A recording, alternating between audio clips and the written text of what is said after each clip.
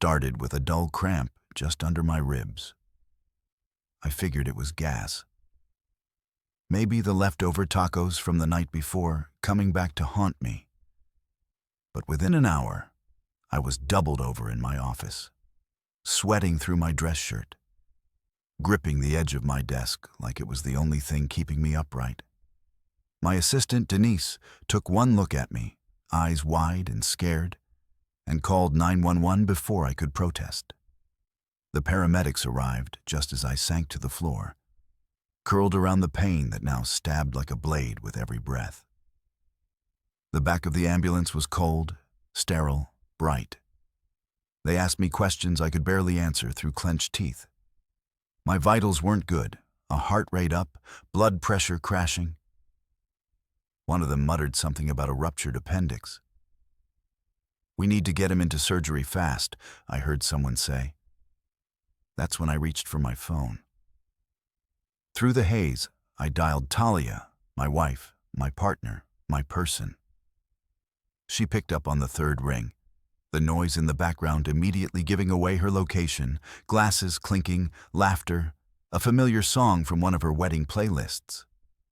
"Hello," she said, her voice light, almost annoyed. "Talia," I managed. "I'm in an ambulance.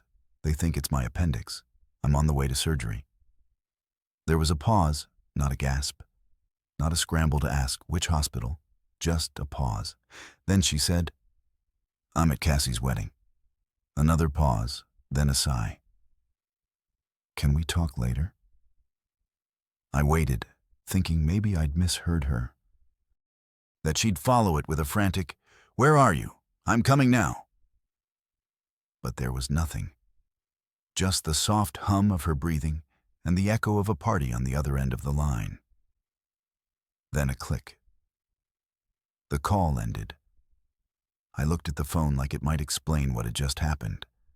Like maybe I'd called the wrong number, or maybe she hadn't heard me right. But no, she hung up. She hung up. I was wheeled into the ER, my phone slipping from my fingers. A nurse took it, tucked it into a plastic bag with my wallet and keys. "We're going to take good care of you," she said. Her kindness felt like a warm towel over my chest. Not because it was extraordinary, just because it was an indifference. The pain got worse, like someone was twisting me from the inside. They gave me something in 4 that blurred the edges of everything. A surgeon came by, explained the risks, said they had to go in immediately. "You'll be under before you know it." I asked if I could see my wife. They shook their heads gently. "No one's here yet." I nodded, not because I accepted it, but because I couldn't argue. I was too tired, too drugged, too hollowed out by the growing realization that she wasn't coming. The last thing I saw before the lights dimmed was the nurse squeezing my hand and telling me to count backwards from 10. I tried, made it to 7, maybe 6. And when I woke up alone in the recovery room, it wasn't the pain in my side that tore at me the most. It was the silence, the absence of footsteps rushing in. No soft voice saying my name, no fingers brushing the hair from my forehead. Just the beep of a heart monitor and the sterile ceiling tiles that looked exactly the same as they had when I went under. A nurse came in, smiled warmly. "Surgery went well. We got it in time. You're very lucky." I nodded again. I was alive. Apparently that counted for something. "Anyone coming to visit?" she asked gently. "My daughter? Maybe," I said. "She's only 7. The word stuck in my throat. I couldn't say wife. Not right then. Not yet. They moved me to a regular room. I stared at the door every time I heard footsteps in the hallway, expecting her to appear, expecting anything, even a text. But my phone stayed dark, and when I finally asked to see it, there was only one new message from my neighbor, Clarice. "Bree is with me. Heard what happened. I'll bring her after school. Hang in there." I lay back on the stiff hospital bed, one hand pressed against the bandage on my side, the other gripping the phone like it was a lifeline. But the only one reaching for me was a child. My child. The one with tiny hands and a bigger heart than either of her parents deserved. The morphine dulled the ache in my gut, but nothing could numb the sting in my chest. I kept replaying the moment in the ambulance. Her voice so breezy, so detached, like I'd interrupted a grocery list. Like I wasn't lying in the back of a speeding emergency vehicle minutes away from being sliced open. She didn't ask if I was okay. She didn't even ask which hospital. And maybe that told me everything I hadn't wanted to admit for months now. Maybe the surgery hadn't just removed a failing organ. It had revealed a failing marriage, one that had been rupturing long before my appendix did. The truth hit hard. I could have died, and she wouldn't have known until the music stopped and the lights came back on at that damn wedding.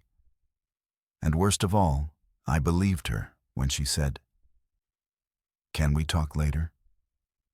Because somewhere deep inside, I was still holding space for a woman who had already let go of me. But not Bria. Bria was coming. And somehow, that was enough to keep breathing. The room was gray, and not just in color. It was the kind of gray that soaked into your skin, numbed your thoughts, and blurred the sense of time. The post-opes clung to me like a damp towel. Somewhere nearby, monitors beeped steadily, rhythmic and different. My throat burned from the breathing tube they'd used during surgery, and every inch of my body felt foreign, like it had been taken apart and sewn back together. I blinked slowly, piecing the world together, one sterile surface at a time. Then I felt it. Small fingers wrapped around my hand. I turned my head, sluggish and heavy, and saw her. Bria, my daughter, 7 years old and already so much more than I deserved. She sat perched on the edge of the hospital bed, like she belonged there. Her legs swung gently, brushing against the railing with each motion. Her dark curls were pulled into a messy ponytail, and she wore her favorite rainbow hoodie, the one with the unicorn patch peeling off at the corner. She didn't say anything at first, just held my hand like she'd been doing it the entire time. "Hi, Daddy," she said softly. The sound of her voice hit me harder than the anesthesia ever could. "Bria," I whispered, my throat hoarse. "You're here?" She nodded. "Clarice picked me up from school," she said. "You got hurt." Clarice, my neighbor. The woman who had always offered to help with Bria whenever Talia got too busy. I owed her 100 thank yous. 1,000. Because when I was laid out, sliced open, and sedated, it wasn't my wife who showed up. It was my daughter delivered by someone who actually gave a damn. "I'm okay," I lied, squeezing Bria's hand weakly, just a little sore. She looked at me like she didn't believe a word of it, but she didn't challenge me. "Not yet." "I brought Henry," she said, lifting her small backpack onto the bed. She reached inside and pulled out a faded green stuffed turtle. "His seems loose. One I'm missing. He keeps secrets," she added, placing Henry gently beside my arm. I chuckled despite the pain that shot through my abdomen. "Thanks, sweetheart. I think I could use a few secrets." Bria swung her legs a bit faster, her eyes studying me with a mix of curiosity and worry that no 7-year-old should ever have to carry. She leaned in close, lowering her voice like we were the only two people in the world. "Why didn't Mommy come?" The question hit harder than the scalpel had. I hesitated. What do you say to a child when the truth would bruise something tender inside her? When the person she trusted most had chosen glitter and champagne over a hospital gurney. "She was at a wedding," I said slowly, measuring every syllable. I think she didn't realize how serious it was. Bria didn't nod, didn't blink. She just stared at me with those wide eyes that had always felt like little mirrors. Then, in a tone that was oddly calm for someone her age, she said, "That's not okay." I didn't know what to say to that. I wanted to defend Talia, to make excuses, but I couldn't find any that made sense. Not to her, not to me. Rhea reached out and placed her hand over mine again. "I'll stay," she whispered. And she did. For hours, she stayed perched beside me, humming to herself, coloring in her notebook, occasionally checking my monitor as if the beeping meant something she could fix. The nurses adored her. One brought her an extra pudding cup. Another let her borrow a stethoscope. Clarice eventually returned with snacks and a warm blanket for Bria, and I could see the worry etched into her face when she looked at me. "She's strong," Clarice whispered when Bria stepped out to use the restroom. "She wouldn't leave you if you asked her to." I nodded slowly. "I know." As the afternoon faded into evening, I drifted in and out of sleep, lulled by morphine and Bria's soft, constant presence. She didn't cry, not once. She just existed beside me like an anchor. When the world felt unsteady, she kept it from tilting too far. At one point, I woke to find her asleep at the foot of the bed, Henry tucked under her chin, her notebook clutched to her chest. I reached for it gently, flipping through the pages. There were drawings, bright, bold strokes of color. One of the pictures was of a hospital bed, a little girl sitting beside it, holding the hand of a man with a tube in his side. Underneath it, she'd written, "This is how I helped." I closed the notebook slowly, a lump forming in my throat. She had helped more than she would ever understand. The door opened quietly a little while later. A nurse stepped in, checked my vitals, and smiled down at Bria. "She's been amazing," she whispered. "Most kids get scared in hospitals. She's been like a little guardian." I nodded again, words still caught in my throat.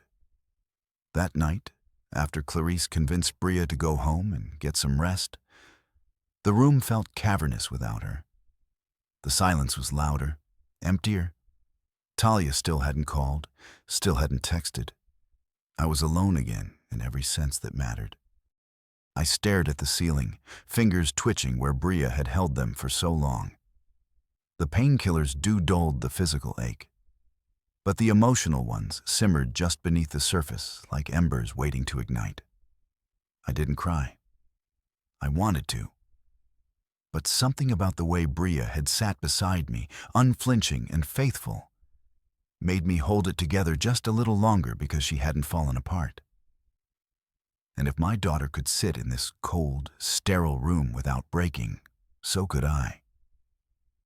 Before I fell asleep, I whispered into the quiet, hoping the walls would keep the secret too. "Thank you, Bria. Thank you for showing up."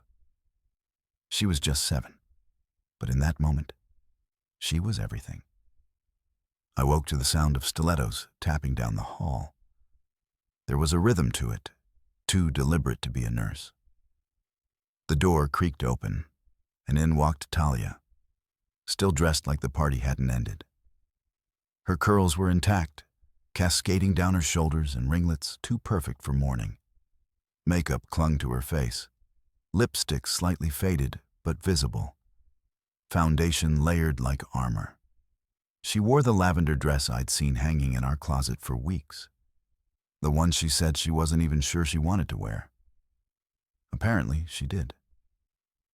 "Hey," she said softly, walking toward the bed like it was unfamiliar territory. "You look better than I thought."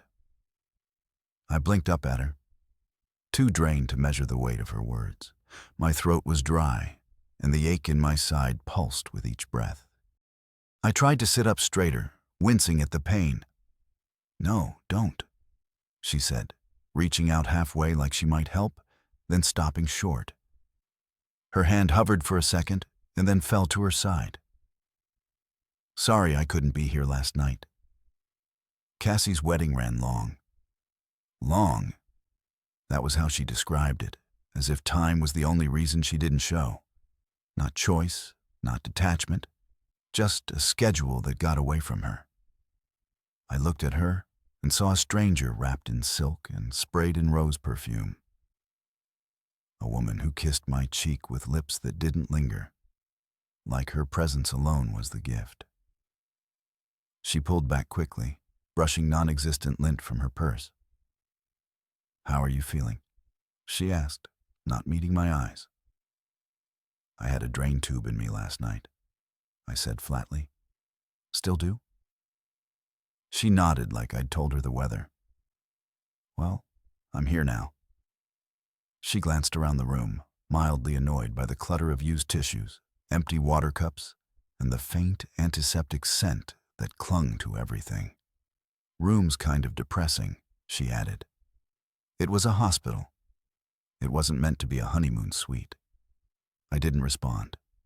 I just watched her as she finally sat down, crossing her legs at the knee, her dress riding up slightly, but never losing its poise. Her phone chimed. She smiled as she pulled it from her purse. "Cassie and Trey landed in Cabo," she said, scrolling. "Oh, actually, they ran into an issue at the resort. Had to upgrade last minute. $2,000 more than expected. Can you believe that?" I stared at her, blinking slowly. She looked up as if my silence was an invitation. "I know we already gave them the espresso machine, but do you think we could help? Just to get them settled, you know." I didn't even realize I was gripping the bed rail until my knuckles turned white. $2,000. I repeated the words flat and hollow. "You're asking me to pay for someone else's honeymoon from a hospital bed." She tilted her head slightly like she was confused why I would find this offensive. "It's not a big deal. You've helped them before. And it's not like we're strapped." "Oui, Talia. I was in emergency surgery last night alone. No one came. Not you. Not anyone. I could have died on that table, and the first time you'd know would have been if they called you after." She didn't flinch. She just pressed her lips together and looked away for a second. "You always do this," she said, her voice laced with a defensive edge. "Make everything about how I disappoint you." "I was at a wedding. I didn't know it was that serious. You didn't ask." That stopped her. Not because it wasn't true, but because it was. She looked at her phone again, more to avoid my eyes than to check anything urgent. A long pause stretched between us, the kind of silence that grew heavier the longer it sat. Then, without shame, she said, "Well, can we talk about Cassie's thing later? They're stressed, and I don't want to leave them hanging." I let out a laugh that wasn't really a laugh. It was breath and disbelief. "I haven't eaten solid food. I have stitches in my side. And you want me to wire money to Cabo." "It's not about the money," she snapped. "It's about being there for people you love." There it was. The line she didn't realize should have shattered her argument instead of strengthening it. I stared at her long and hard. "I was here last night, Talia. Cut open, bleeding, drugged out of my mind, and you didn't come. So maybe don't lecture me on being there for the people you love."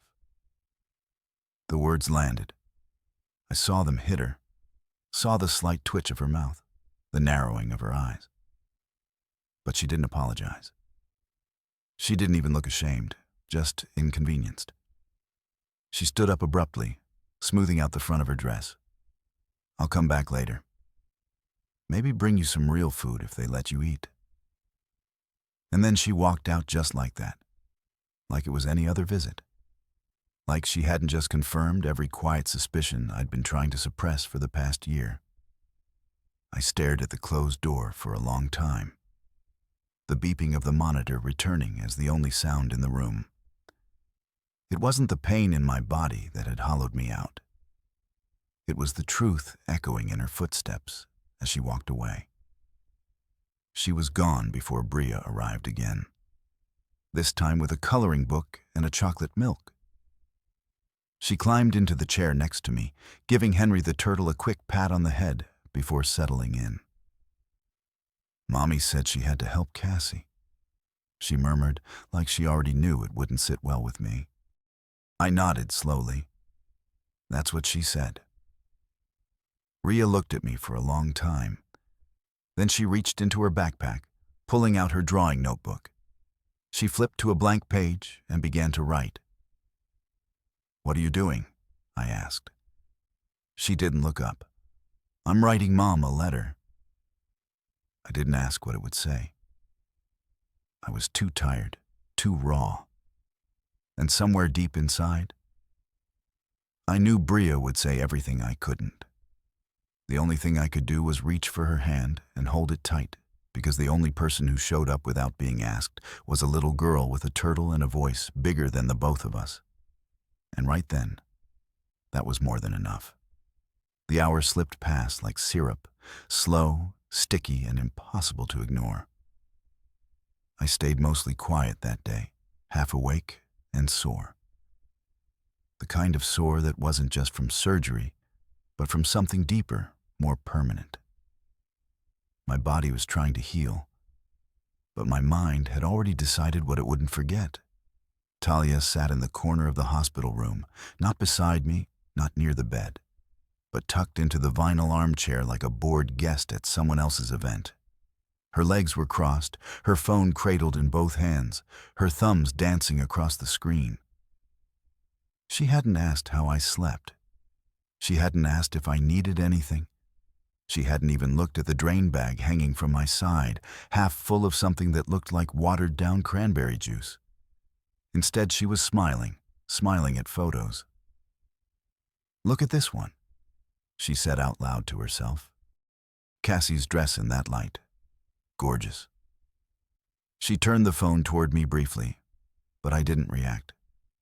Didn't lift my head. Didn't offer a sound. The disconnect between her joy and my reality was so vast, it wasn't even worth naming anymore.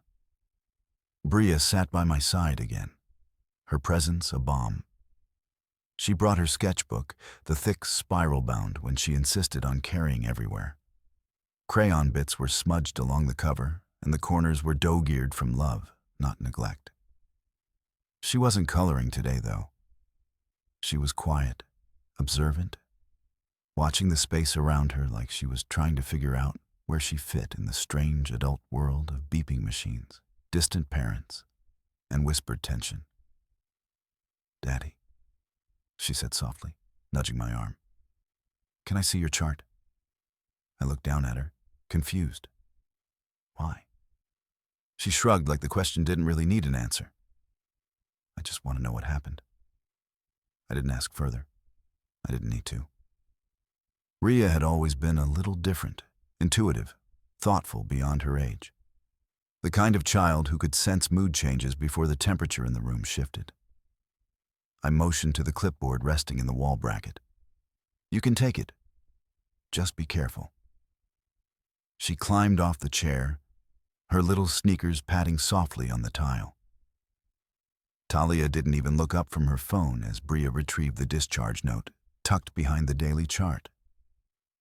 She studied it like it was a treasure map, her brow furrowed. Then, wordlessly, she slipped it into the back pocket of her sketchbook and zipped it shut. "What are you planning?" I asked, more amused than alarmed. She glanced at me with a small smile. "I'm not sure yet, but I think Mom needs to read it." I should have stopped her. I should have said something, but I didn't because for the first time in 2 days, I felt seen. Felt like someone in that room understood what had happened to me.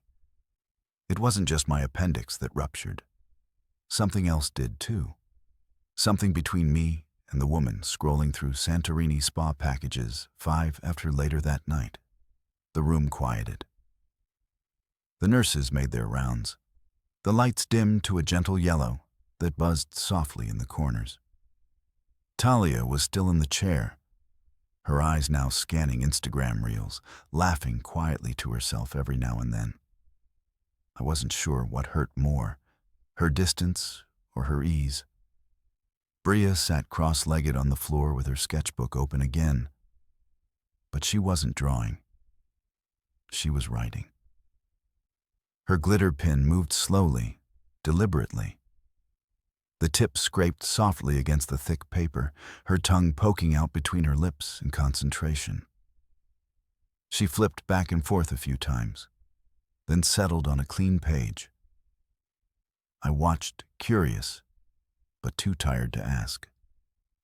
When she finished, she carefully folded the page in half, then again, and tucked the paper along with the discharge note into a blank white envelope she'd pulled from her backpack. "Where did you get that?" I asked. "Clarice," she said. "I told her I wanted to write a letter." I nodded slowly, swallowing past the dry lump in my throat. "Did you write it for me?" She shook her head. "For Mom." That answer landed like a stone skipping across still water. I didn't know what Bria had written, and I didn't ask. Some part of me trusted her to say what I couldn't, what I'd long stopped trying to. She closed the envelope carefully and looked at me, her eyes clear. "Can I leave it on her pillow when we get home?" I hesitated, then nodded. "Yes," I said. "She needs to know." Bria crawled up into the chair beside me and leaned her head on my shoulder. I went slightly at the pressure but didn't move. I couldn't. I didn't want to. "Do you think she'll be mad?" she asked. After a while, I looked across the room at Talia, still glued to her screen, still lost in a world I no longer lived in, and then down at the envelope in Bria's lap. "She might be," I said honestly. "But sometimes people need to hear the truth, even when it's uncomfortable." Bria nodded slowly, as if she already knew that, as if she'd known it far longer than a 7-year-old should. The nurse came in a bit later, checking my 4 and updating the chart. Bria yawned and rested her head against the side of the bed. I reached over and brushed a curl from her forehead. "Go to sleep, baby," I whispered. She nodded, clutching Henry the turtle to her chest. Across the room, Talia looked up just once. She saw us, me and Bria, huddled in silence, and for a brief second, her face twisted into something unreadable. But she didn't say anything. She didn't ask about the envelope Bria now held under her palm. She just returned to her scrolling, pausing only to like a photo of Cassie and Trey toasting in the glow of a candlelit dinner. That night, the monitors kept beeping. My side throbbed, but none of it hurt as much as knowing the most important moment of the day didn't even register for my wife. My daughter wrote a letter, and I hoped it would be loud enough to be heard over 1,000 missed moments. We returned home 3 days later, though the word home no longer felt accurate. It was just a structure now, walls and beams and hollow spaces where intimacy used to live.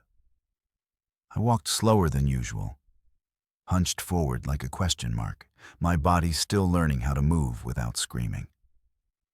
The incision in my side burned with each step, every breath stretching the line of stitches. But I said nothing. What was the point? Talia barely spoke during the drive. Her fingers tapped constantly against her phone screen, the soft clicks syncing with the car's turn signals like a metronome for her apathy. She didn't ask if I was hungry. Didn't ask if I needed help into the house. When we pulled into the driveway, she simply got out, heels clacking against the pavement as she carried her purse and went inside ahead of me.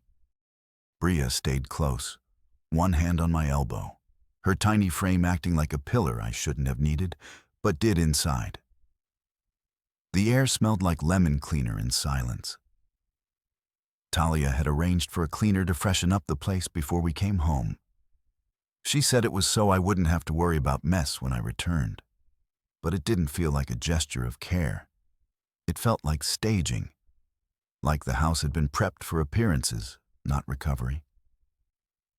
I sank slowly into the couch, biting my lip against the ache.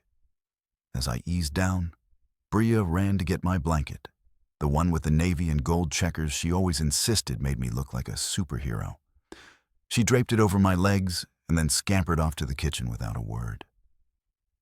The sound of drawers opening and the soft scrape of a chair being dragged caught my attention. I turned my head slowly and saw her at the kitchen table, glitter pen in hand, notebook open again.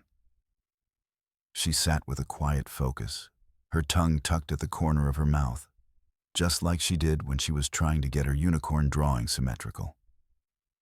She was writing again. This wasn't the playful kind of writing. No hearts, no stars, no doodles in the margins, just neat lines and her small hand pressing firmly like every word had to land with the right amount of weight. She folded the paper, opened a fresh envelope, and slid the note inside. Then she reached into her sketchbook and took out the hospital discharge summary she'd tucked away days earlier. She placed it gently in the envelope behind the letter and sealed it shut. She stared at the envelope for a moment, then stood and walked down the hallway with quiet purpose.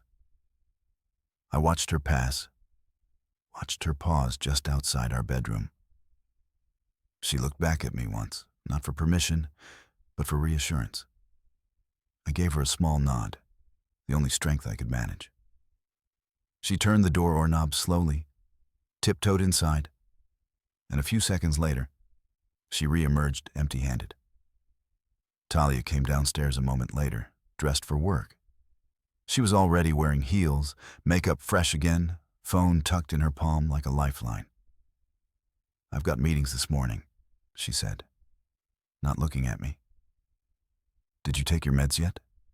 "I did," I replied. My voice cracked a little. I hadn't spoken much since we got home. Maybe I didn't trust it to carry all I was holding in. She glanced at me, her eyes skimming the blanket, the way I was sitting slightly lopsided, the swelling around my waist. But she didn't ask how I felt. Not really. Her eyes flicked toward Bria, who was now sitting on the floor with her turtle Henry, brushing its plush head with the care of a child nursing something hurt and precious. Talia walked into the kitchen, heels clicking against the hardwood. "We're low on almond milk," she said, as if that were somehow more urgent than the incision tearing through my side. Then she added, "Remind me to grab a gift for Trey's mom. Her birthday's next week." I didn't reply. I wasn't being petty. I just didn't have the emotional energy to stretch toward someone who never once stepped toward me. 10 minutes later, the front door shut behind her. The silence that followed wasn't peace. It was proof. Proof that everything I'd felt in that hospital room was not imagined. The distance was real. And now that I was home, I could see it even more clearly. Our lives weren't intertwined anymore. They were simply overlapping out of habit. Bria climbed into the chair beside me and rested her head on my shoulder. "She'll find it," she whispered. "She will," I replied, resting my hand on top of hers. "She'll probably be mad," she added, looking up at me. "Maybe. Will she say anything? I don't know." That was the truth. I had no idea what Talia would do with the envelope, whether she'd read it at all, whether she'd care. But I did know one thing. Someone had to say something, and Bria had done it. At 7 years old, she'd had the courage. Neither of us did. Later that evening, I heard footsteps upstairs, then stillness, long, thick stillness. I imagined her walking into the room, seeing the envelope on her pillow. I imagined her picking it up, maybe recognizing the handwriting, maybe thinking it was a drawing or a note from Bria asking for another trip to the zoo.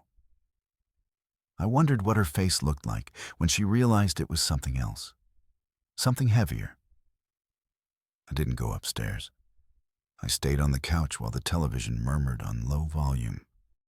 Bria sat beside me, curled up under my arm with Henry squeezed tight against her chest. She didn't ask to watch cartoons. She didn't ask for snacks. She just stayed close like I was the patient and she was the caretaker. And maybe that was true. When Talia finally came down, her steps were slower than usual. Her hands were empty. No phone, no purse. She didn't say anything. Just walked past us, paused in the doorway to the kitchen, then turned and went right back upstairs. I didn't follow her. Bria lifted her head. Do you think she read it? I think she did. She didn't say anything. She doesn't know how to, I said softly. Bria nodded like she understood something deep and painful and adult. She has to feel it first, and maybe that was the most profound thing I'd heard in weeks. The envelope had been delivered. Now, we waited to see if the words inside could do what silence never could. I didn't hear her open the envelope, but I knew the exact moment she found it.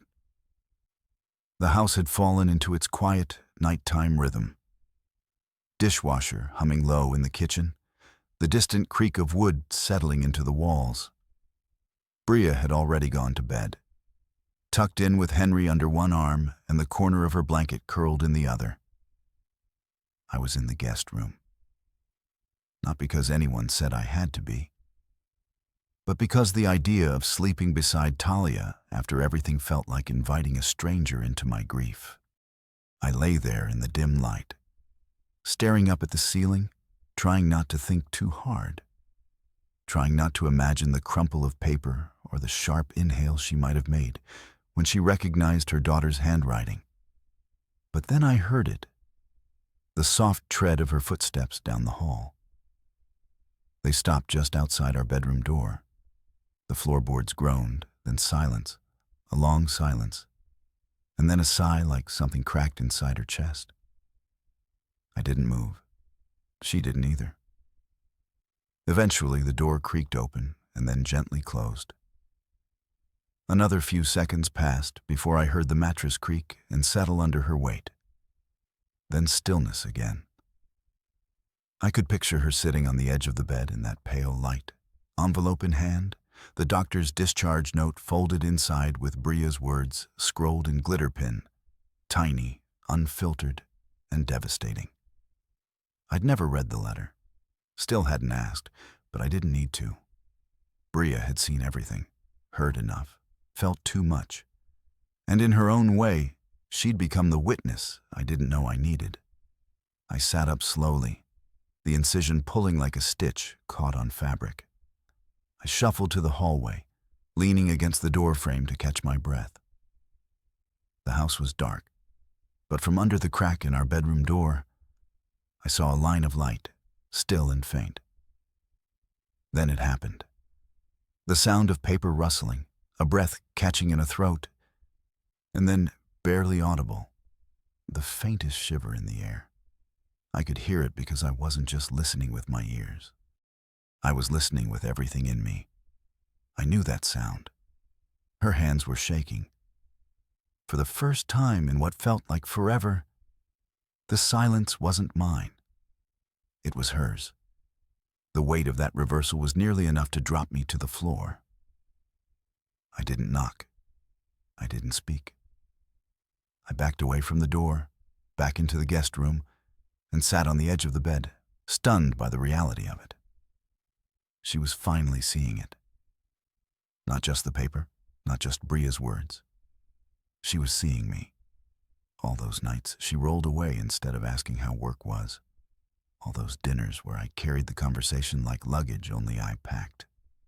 All the birthdays, anniversaries, long silences dressed up as peace. The overlooked efforts, the forgotten kindnesses, the apologies I'd never been owed but gave anyway. Now in that room with Bria's tiny handwriting spelling out everything I'd left unspoken, Talia was facing the one thing she couldn't ignore. Reflection, not accusation, not revenge. reflection. An hour passed before I heard her move again. She padded into the hallway barefoot, more slowly than usual. Her pace was tentative, hesitant. She paused outside the guest room, and I held my breath, unsure if she'd knock or keep walking. The door creaked slightly, and then she pushed it open with a hand that still trembled. Her face was pale, washed out under the hallway light. Her eyes looked softer, but guarded too. She didn't say my name, just stood there, the envelope in one hand, the folded note in the other. "I read it," she said, her voice small. I nodded. She stepped in slowly, as if the room might collapse beneath her. She wrote it herself. "You didn't tell her to, right?" "No," I said.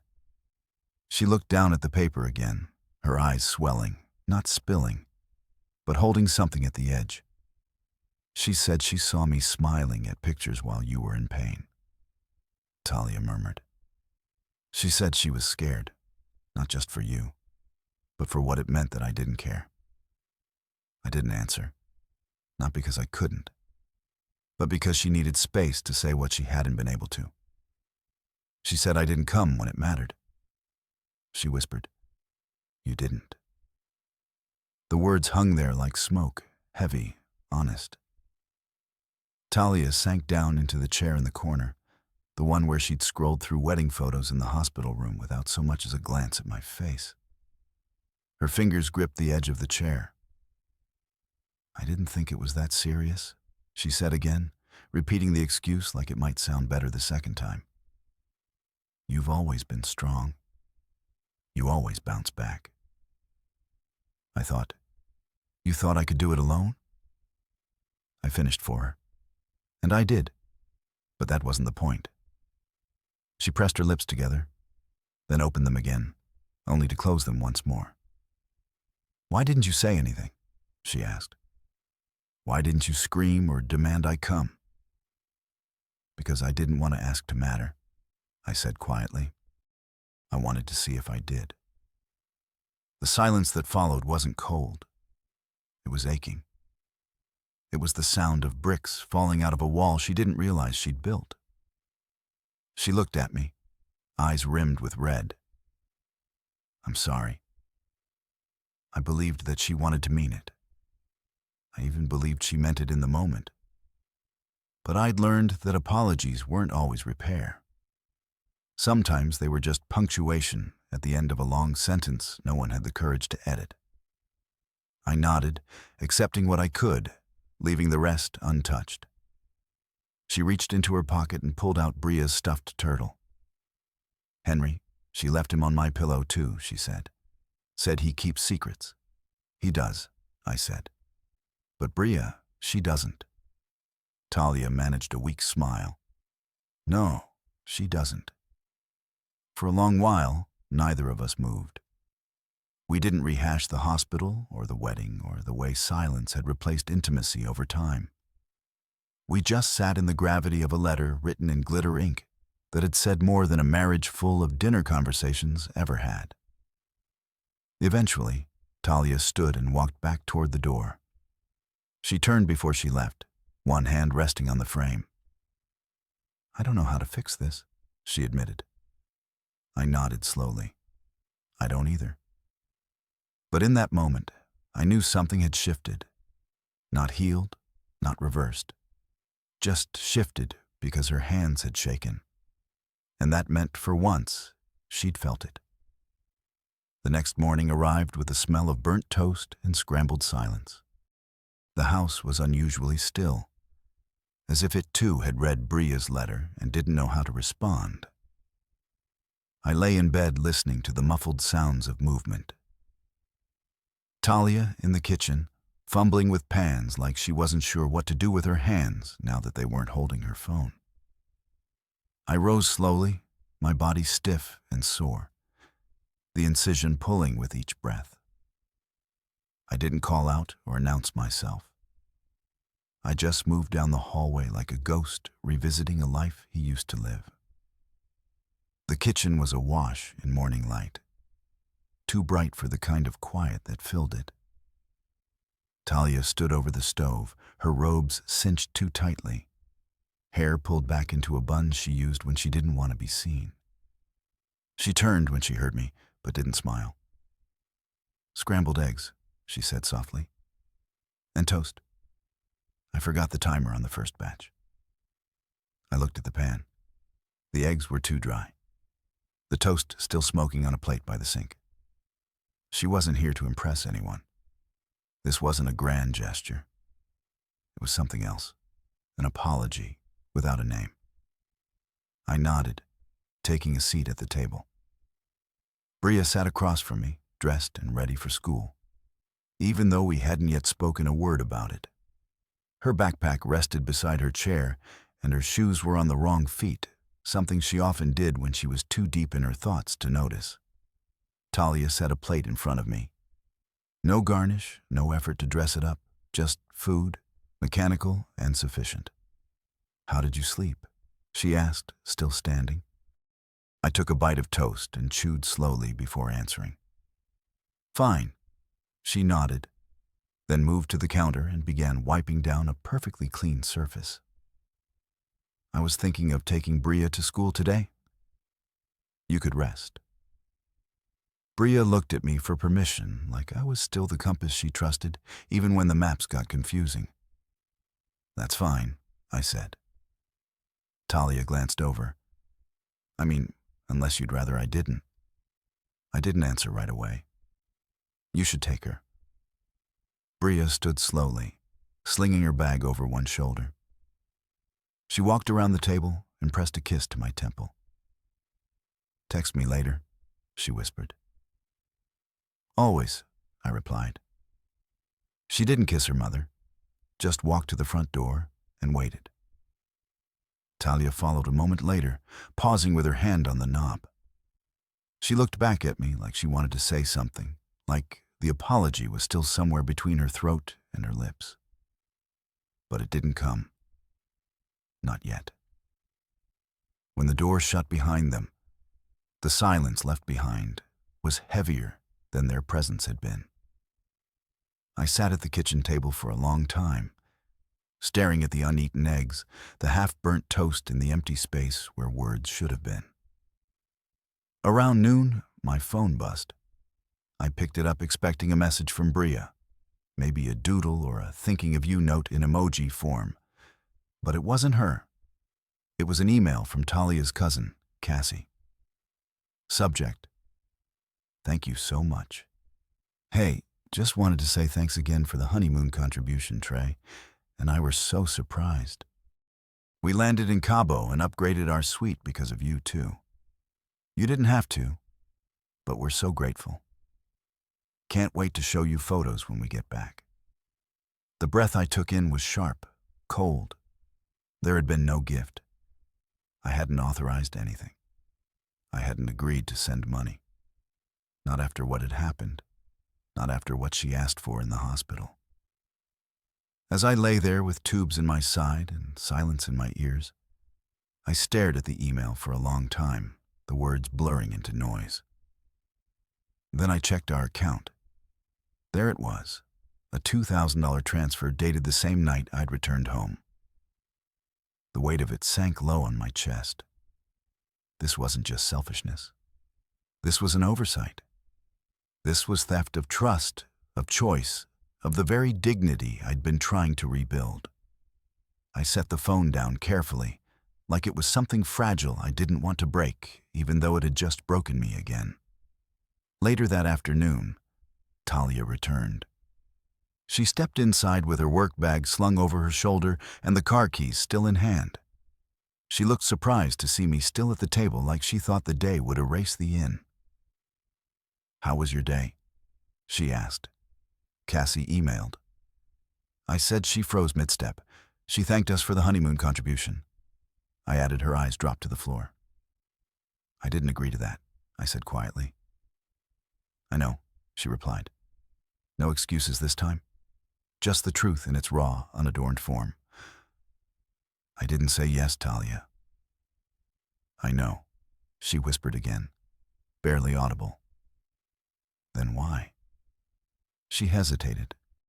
Because they asked. Because I didn't want to say no. Because it felt easier to ask for forgiveness than permission. You didn't even ask for forgiveness. She finally looked up. Her eyes were red-rimmed again, but this time there were no tears waiting behind them, just exhaustion. I don't know how to fix what I've done. I nodded. You don't. But that doesn't mean I'll keep pretending it's not broken. She opened her mouth to respond, but nothing came out. So I stood, every movement deliberate, and walked past her toward the guest room. I didn't slam the door. I didn't yell. I just closed it. That night, I lay in bed with my back to the door, staring at the wall until sleep finally came. And in that stillness, I realized something simple but final. There were no apologies, not real ones. Only a hollow routine dressed up as love. And I'd finally stopped listening for sorry. A week passed like fog, clinging to everything, softening the edges, but not enough to hide the bruises underneath. I moved slower, not just because of the pain in my side, but because I was still dragging the weight of things unspoken. Talia and I exchanged words, sure, but they were functional past the salt. As Bree addressed, the car needs gas kinds of words. None of them filled the silence between us. They just camouflaged it. Then came the brunch invite. Talia's Aunt Lydia was hosting one of her infamous family gatherings, complete with champagne flutes, matching linen napkins, and surface-level smiles. Talia said we should go. Everyone will be there. She'd insisted, her tone teetering on obligation and desperation. It'll be good to show up. Show up for who? I asked. She didn't answer. I didn't want to go. The idea of sitting through stories of wedding cakes and honeymoon packages made my chest tighten. But Bria heard us talking. She looked up from her cereal with a quiet kind of hope. Will Grandma be there? She asked. And Aunt Lydia's dog? I nodded slowly. Yeah, baby. They'll be there. Then can we go? Just for a little? She asked, her eyes shining the way they used to when she believed the world was fair and kind. So I said yes. Not for Talia.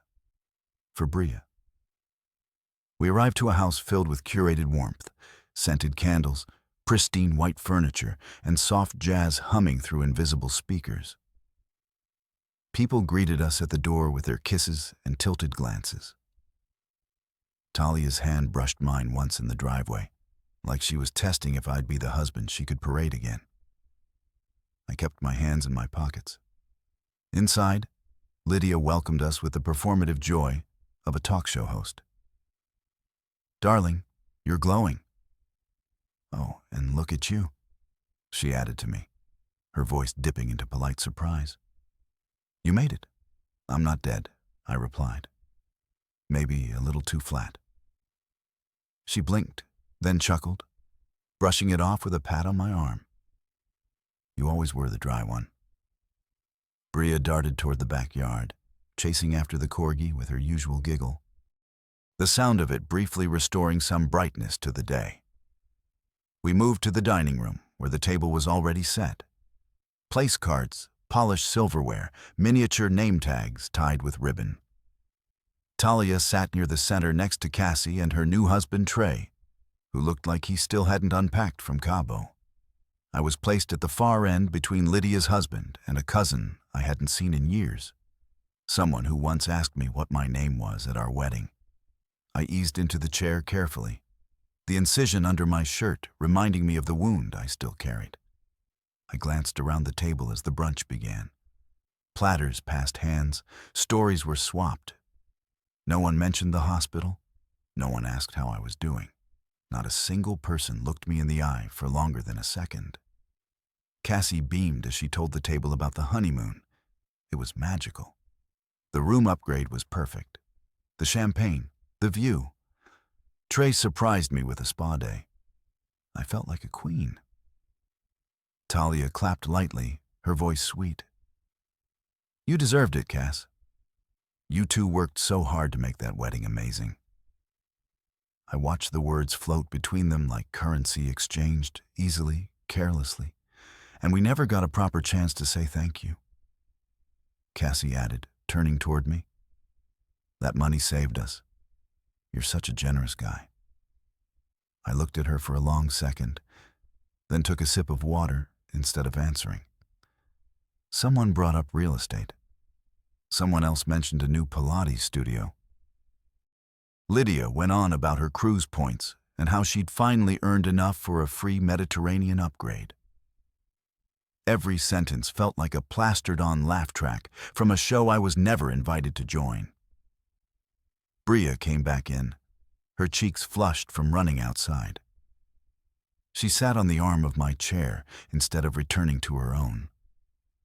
She looked around the table, and I watched her eyes dart from face to face, like she was memorizing something important.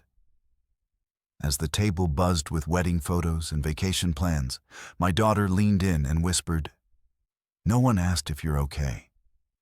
"No," I whispered back. "They didn't." Talia glanced down the table once, met my eyes for a fraction of a second, then quickly turned back to the conversation. She was laughing at Trey's joke, maybe, or pretending to. Bria stayed beside me, picking at a corner of her dress. The room had grown louder, fuller with the laughter of people who didn't know they'd left something bleeding behind them.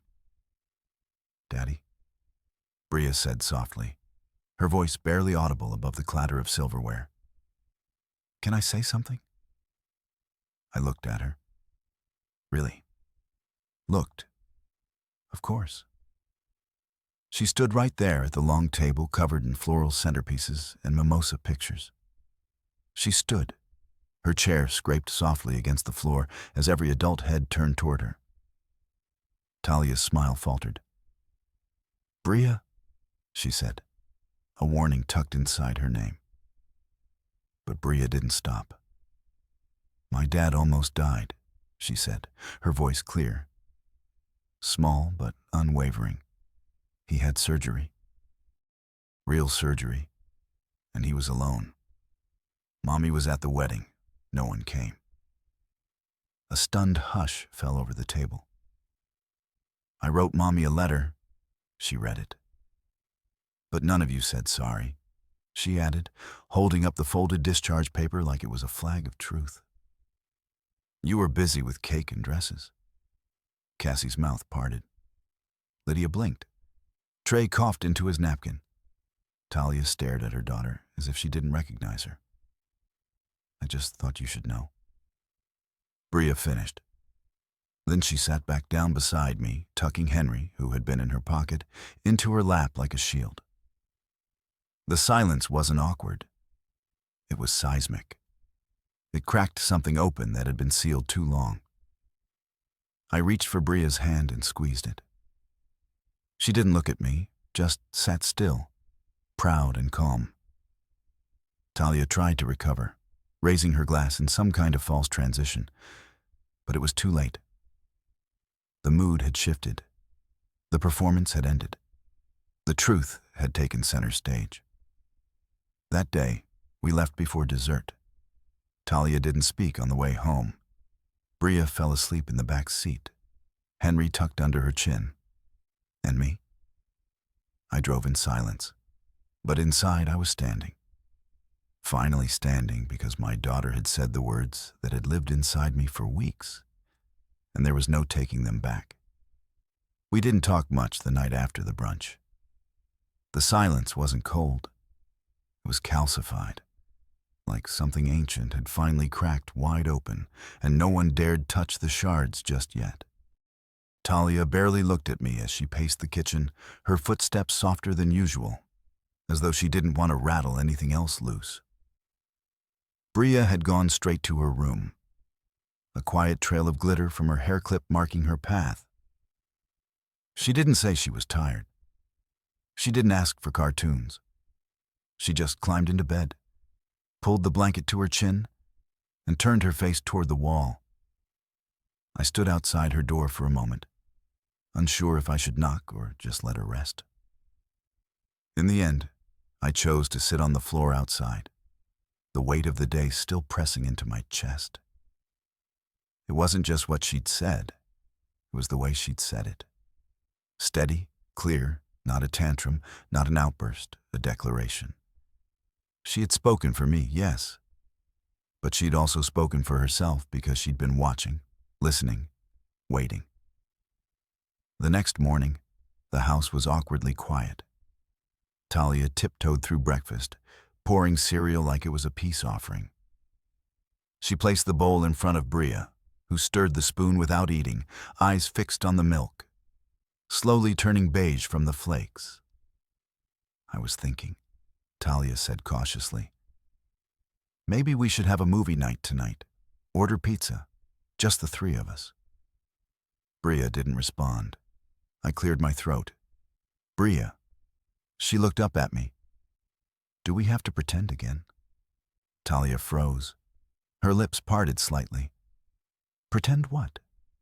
Bria's eyes locked on her mother's, with the kind of honesty that only comes from children before the world teaches them to dilute truth. That everything's fine. That you didn't forget Daddy in the hospital. That no one at brunch cared. Talia's hand tightened around the cereal box. That's not fair. It's not supposed to be, Bria replied. There was no anger in her voice, just facts. A child's math, and the numbers didn't lie. Talia looked at me then, as if begging for intervention, a bridge, a softened version of the moment. But I didn't step in. I couldn't. Bria slid off the stool and disappeared down the hall again. I waited for the slam of a door, but it never came. She's a child, Talia said, the edge in her voice growing. You think that was appropriate? At a family brunch. She's a child, I repeated, who watched her father go into surgery alone and come out to a party you never left. She doesn't understand the full context. She understands enough, I said, more than most adults in that room. Talia shook her head and turned her back to me, wiping a perfectly clean counter. You always take her side. I sighed, my fingers curling into the armrest. There shouldn't be sides, Talia. That's the problem. She didn't respond, just scrubbed harder like the silence was something she could wipe away. Later that day, Bria reappeared with her drawing notebook. She sat beside me on the couch and opened to a new page, flipping past sketches of Henry the Turtle and lopsided family portraits. What are you working on now? I asked. She looked up, her eyes wide. I'm writing my speech. I raised a brow. Speech? She nodded, in case I have to say it again. I swallowed hard. You don't have to do that, sweetheart. You said what needed to be said. But what if they still don't get it? She asked, tapping her pen against her notebook. What if they pretend again? Her question hit me in a place I'd been avoiding, because pretending was how Talia and I had survived so long. Pretending that distance was routine, that silence meant peace, that forgetting someone in the most vulnerable moment of their life could somehow be brushed over with matching napkins and champagne flutes. They might, I admitted. But that doesn't mean you have to stay quiet, she kept writing. That evening, Talia approached with a stiffness in her spine. She held her phone in one hand and a pair of folded pajamas in the other. I told Mom we won't be coming next weekend, she said, voice flat. I nodded. I said we needed time as a family. Another nod. She set the phone down and looked at me, her eyes searching. Do you want to talk? I think we've done enough talking, I replied. Now it's about listening. To what? To Bria. To yourself. To what this house has become. She lowered herself onto the edge of the armchair across from me, the weight of it finally catching up. I didn't mean to let it get like this. I said nothing.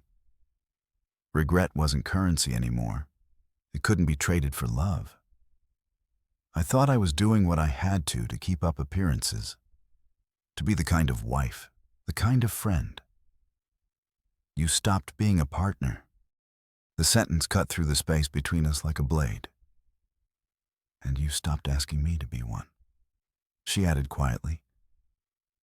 I paused, surprised by the truth in her reply. You gave up on me, she whispered. And I didn't know how to fight for something that didn't want to be held anymore. The room tilted in that moment, not in rage, not in sorrow, in honesty. Finally. But honesty comes late sometimes, and it doesn't always rebuild what's fallen. From down the hall, we heard Bria humming, a soft, tuneless melody that drifted into the silence like a thread trying to stitch something back together. Talia's voice cracked. Is it too late? I don't know, I said. But if you're asking me that now, it means you finally started to care again. She blinked back the sting in her eyes. I don't know how to fix this. You don't fix it, I told her. You show up and you stop expecting praise for doing the bare minimum. She looked away, ashamed. Ria came back out moments later, clutching her notebook. Can I read you something? Talia nodded. I did too. She climbed into my lap, opened to a page, and read slowly, her voice clear. When someone you love is hurting, you're supposed to sit with them, not scroll through parties, not leave them alone. If you forget someone when they're scared, they won't feel safe around you again, even if you smile later. So, I want people to know what hurting sounds like, so they won't do it too. Talia cried then, not sobbed, not wailed, but cried quietly. The kind of cry that comes from being seen as the villain in a story you didn't realize was being written. Bria closed the notebook satisfied and placed Henry in her mother's lap. He keeps secrets, she said. But you shouldn't. And with that, Bria went back to her room, and Talia finally sat still. Really, really still. The thing about healing is that no one tells you how quiet it is. Not peaceful quiet, just still. The kind of still that follows an explosion. The kind that lets you hear your own breath and realize how long you've been holding it. The morning after Bria read her letter aloud, the house didn't bounce back.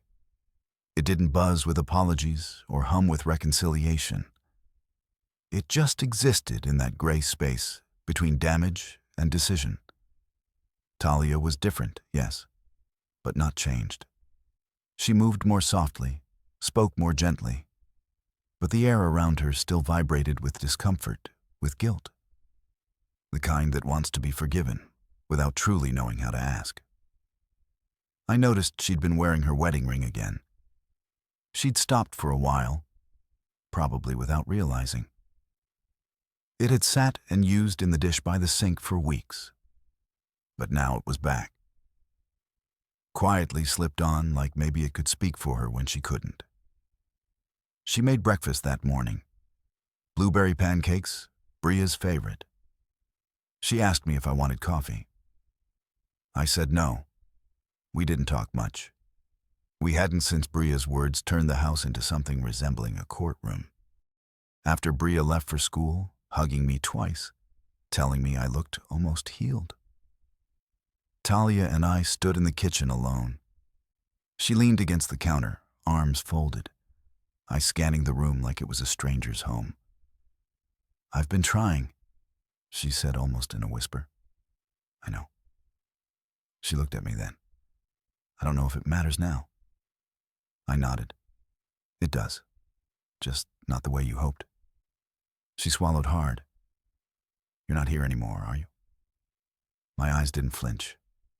I'm in the house, but I haven't been home for a long time. The words didn't come with fire.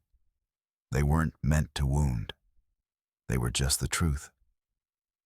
I didn't think it would come to this, she murmured, her voice shaky. Neither did I. She reached into the drawer beside her, pulled out a folded paper, and placed it on the counter between us. It was an apology letter, handwritten. The kind people write when they've been coached on accountability, when they finally understand what harm feels like from the other side. I didn't pick it up. I wrote it, she said, tapping it once. But I think I'm too late. You are, I said gently. But thank you for writing it anyway. She nodded, her fingers twitching nervously. What now? It wasn't the first time she'd asked that question, but it was the first time she said it without expecting me to carry the answer. I've been looking at places, I said. Nothing far, just enough to breathe. Her eyes didn't widen. She didn't gasp. I think somewhere inside she knew it was coming. Maybe she had known for years and just kept hoping that if we both stayed silent long enough, the story would rewrite itself. For Bria, she asked, voice cracking. For all of us, I said. She needs to see that love isn't supposed to feel like waiting. A tear slipped down her cheek, but she didn't wipe it away. I don't want to lose my family. You lost me the moment I realized you'd rather protect a party than hold my hand in an emergency room. I said this. This is just the part where we stopped pretending it didn't happen. She reached for the counter, steadying herself like the floor had moved. I never hated you, I added. Even when it hurt. I just kept hoping you'd see me again.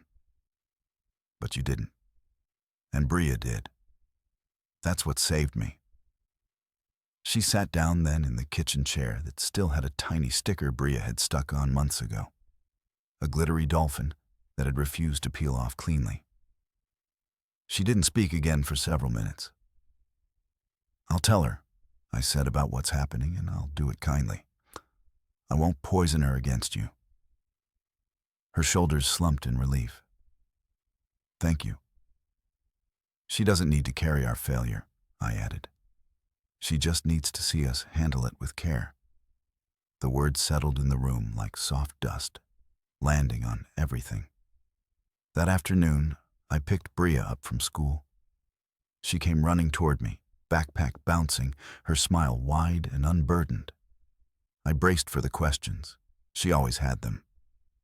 But instead, she slipped her hand into mine and walked quietly to the car.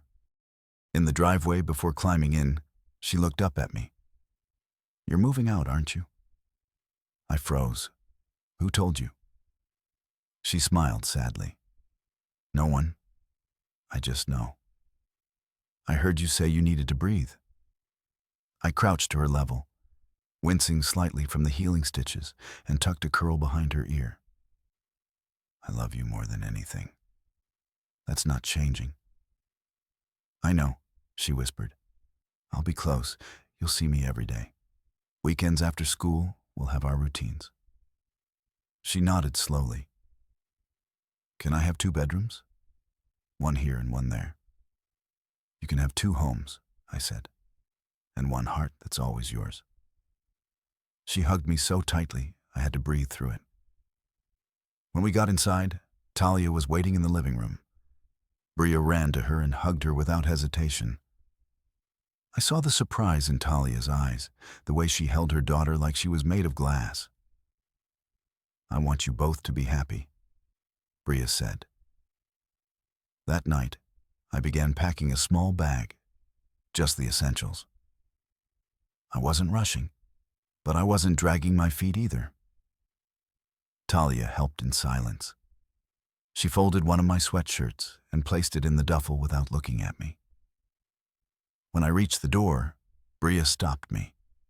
Wait, she said, running to her room. She came back with Henry. He wants to go with you this time. I smiled through the tightness in my chest and took the stuffed turtle, worn and beloved. Thank you, I said. She hugged me again, and this time I let my tears fall. I didn't hide them. I didn't turn away. Talia stood by the door, arms folded, eyes wet, but no longer filled with panic. Just acceptance. You'll be okay, I said to her. So will she. I hope you find your breath again, she whispered. I already have, I said, stepping out into the quiet. And for the first time in a long, long time, the silence didn't hurt. It healed.